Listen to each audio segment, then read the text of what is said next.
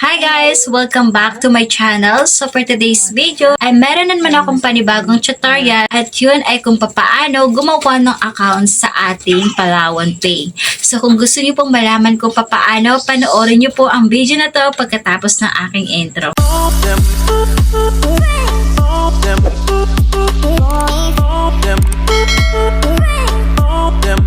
So una guys ay punta muna kayo sa inyong Play Store at i-download nyo po ang Palawan Pay. At pagkatapos nyo ma-download, tap nyo lang yung create account. Tapos tap nyo po yung agree. Tapos dito, ilagay nyo lang yung mobile number nyo at yung password at confirm password. At pagkatapos tap nyo lang yung next. At dito, may magte-text sa inyong number ng OTP.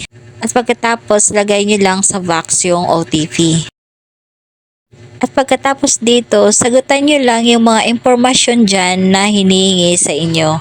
At pagkatapos nyo mapilapan, tap nyo lang yung next. At dito naman, ilagay nyo lang yung current address nyo at pagkatapos, tap nyo lang yung submit. Tapos dito, tap nyo lang yung I'm ready para sa selfie video nyo. At pagkatapos ng selfie video nyo, itap nyo lang po yung next.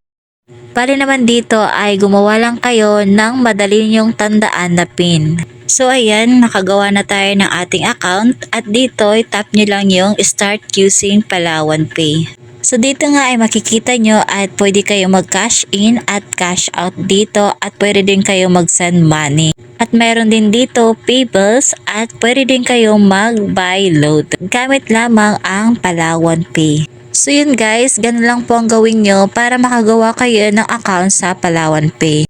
Hi guys! Please follow my page. Ito pong Mommy Giselle Anjobia at pasubscribe na din ng aking YouTube. Ito pong Giselle TV.